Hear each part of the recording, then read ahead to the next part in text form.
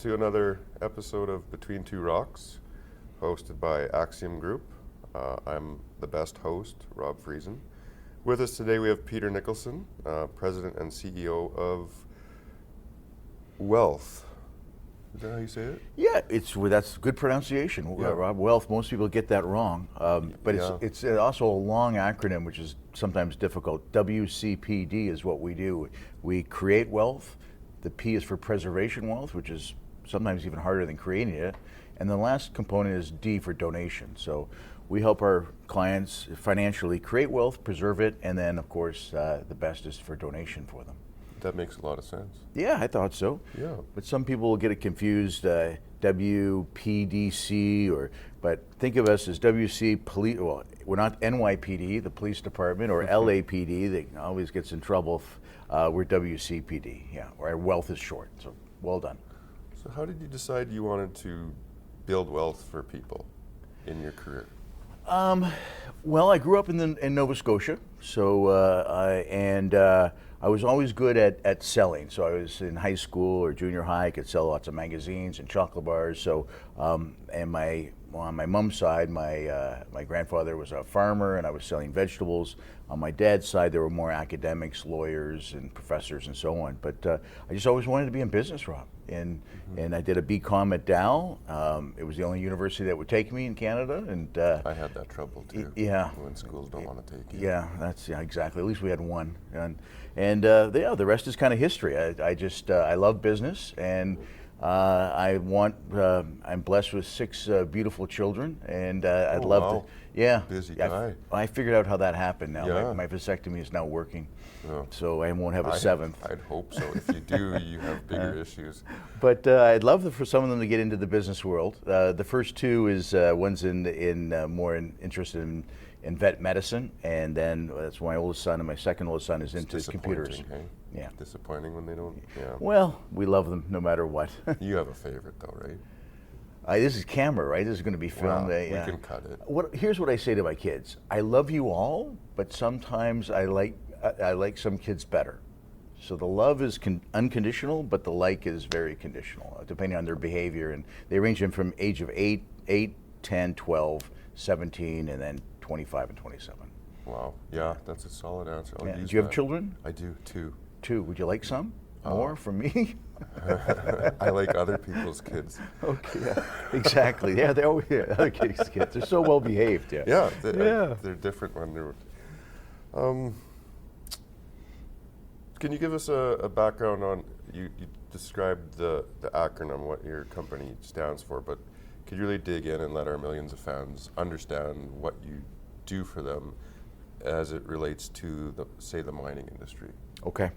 Yeah. So, look, I think probably the best thing I've accomplished structurally is in 2006, Stephen Harper finished the job that Paul Martin started, which was they wanted to promote more philanthropy, more donations.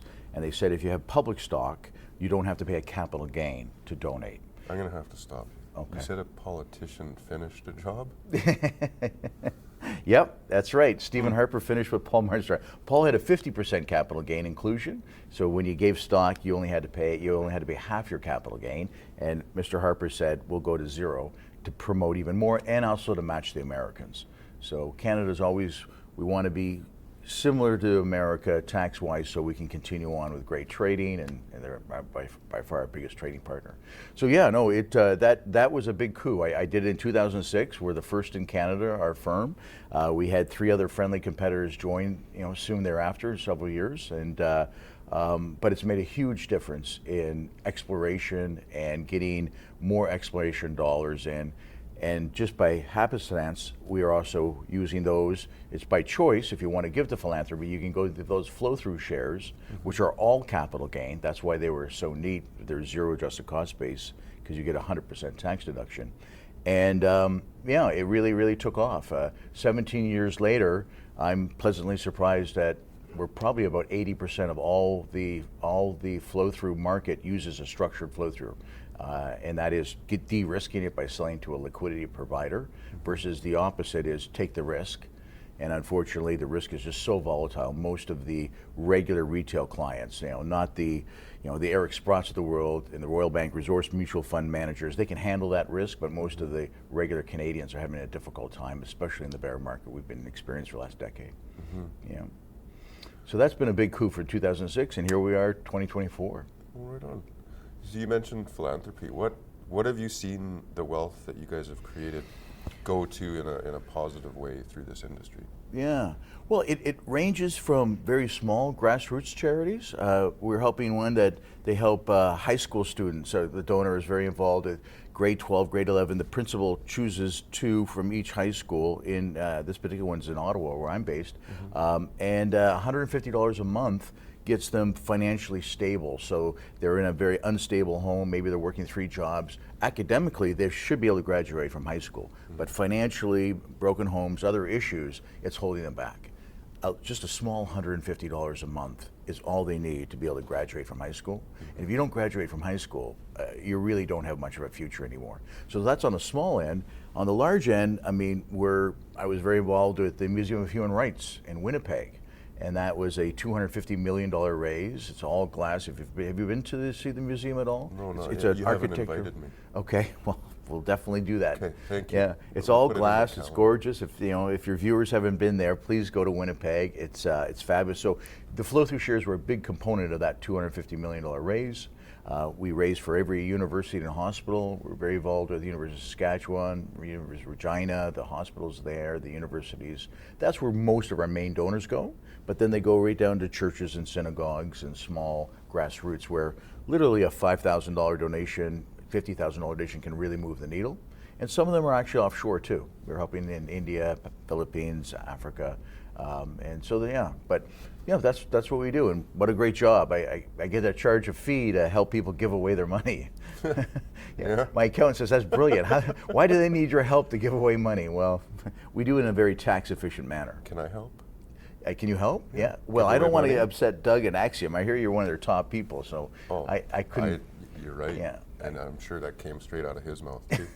Yeah, exactly. I'm sure you have a non-compete clause and so on. I can't. They I don't locked want. me down. I don't want to. Yeah, I don't want to hurt Axiom at That all. was their long-term signing. So we've talked about your background, a little bit about what your company does. Do you see, we're at PDAC, largest mineral and mining conference in the world probably, and I assume you're here for more than just this interview, but do you see this as an opportunity for this sector to be integrated and become part of the communities that they're working in and around? Because a lot of mining companies are diverse throughout the world. Is this an opportunity for them to become a part of that community in some way? Yeah. Well, we also deal with a lot of the mining. Our flow-through shares we sell to a liquidity provider. They're a perfect fit for anyone making over $200,000. So a lot of the mining executives, the board members, they're making that kind of money. And they also want to give back to their community. A lot of indigenous communities, of course, that's where the minerals are in the northern, more remote areas.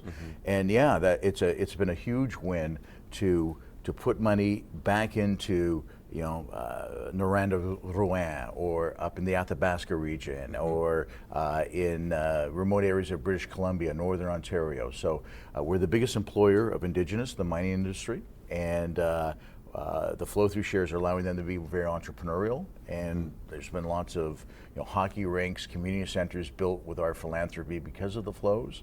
So it really is a feel-good area, and I like the future, especially the future of Saskatchewan, where we're spending more and more time as a company.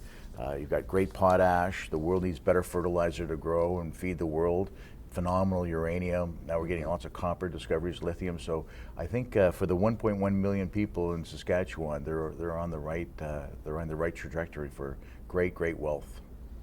Yeah, I see that. I see this as a perfect opportunity to create the sense of community and have mutual benefit for any potential project or work that's going on Absolutely. in the region. Yeah. Do you do personal taxes? No. Can I? 'Cause I have some troubles. You're having troubles with the Yeah. revenue cat? Well, look, we're happy to do some pro bono work for you. Yeah. Oh. Yeah, we work with your accountant, Rob. So our structure bolts in really nicely. We always get MNP involved, or Deloitte, or KPMG. Yeah. But the individual returns, yeah, we'll help out for sure. And So you can- happy to help. you can Yeah, advise we can me. write a notice of objection to CRA and Okay. get them to stop, taking withdrawals from your bank account. Yeah, I think Doug has some. I'm never sure the check's going to clear. Yeah. What are some things you've learned personally throughout your career and experience that you just want to share with our millions of fans? What have I learned personally? Yeah, something about your personal life journey and your growth of yourself. Growth. Well, I mean, I wish I knew. If I knew when I was younger what I know now, I think I'd be a lot better, right? And I can say I'm now 59, and for those younger, I had no aches and pains in my 30s, 40s, and then about 55 years old. That's yeah, when it I hits. can't. Yeah, I can't touch my shoes anymore. Can't. Yeah, it's you get pain. I had to stretch this morning to even make it to this interview. I had trouble too, but yeah, Advil. It helped with last night's party too. Maybe that would that's have been. maybe the cause. I don't think it's age. Yeah, could. That's the other problem Right. with PDAC. It doesn't just start at 9 or 8 a.m. It goes to 2 a.m. the Yeah. next day. But yeah, no, I'd say do something you love. I mean, your business is such a big part of your career, your job. So much of your life is spent in your business. So if you're not happy with your career trajectory, I would say move on, cut your ties. Same thing with relationships, whether boyfriends, girlfriends. If you're not happy with the relationship, I wish I could cut those ties earlier when I was out there dating. When you know that she's not right, do yourself Move both on. a favor. Yeah, Right. be more blunt in your communications. Oh, blunt. I appreciate blunt. Yeah, You those should are be all. at our meetings. Those are all things I'm getting better at as I get older, and the ability to say no. Yes. Don't to say no as you get older. You just don't want to do things that that we used to do when you were younger. Yeah. Oh, that makes sense. Yeah. I'll take that. Right. It's good. It is good. I appreciate that. Okay. You never say no when people give you money, though. Well, business-wise, our company's known as actually incredibly flexible compared to our three other competitors. I mean, we're an easy business, just like this is. That was easy. Yeah, that's what we're known for. That's for the end. Oh, jeez. Okay. We didn't walk you through no, that part? I tend to Guys. press buttons and get in trouble that way. What does this do? But yeah, so we're flexible and They've been easy. in trouble. These guys have been in trouble all week. Just no one briefs them. No one talks to anyone. What's your most rewarding accomplishment to date? And that can be life, work. Yeah. That's a tough question. The most is always hard. Like, what's your most favorite, television or movie? I'd say I'm a serial entrepreneur. I also have a resort down in Exuma, Bahamas. So yeah. When are you inviting me down there? Well, I'm heading out actually this Friday. We've got room on the private jet. We'd love to have you, Rob. Yeah. Well, I think. Yeah. So there's the swimming pigs. Have you heard about those two? These are feral pigs that live on. There's 365 islands in the Exuma chain, 800 islands in the Bahamas. Yeah. Everyone knows Nassau, so these pigs had always been there. The locals have put them on an island next to theirs because they tend to smell, but they're great protein and prolific in their babies and their piglets.